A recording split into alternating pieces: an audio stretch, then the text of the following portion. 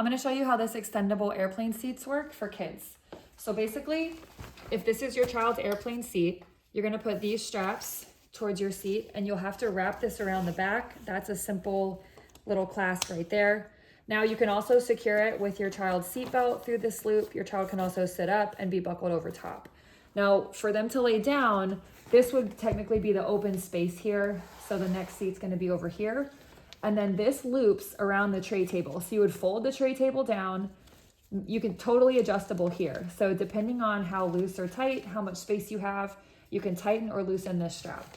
So just so I can show you here, pretend this is the tray table, you would wrap around and clip it.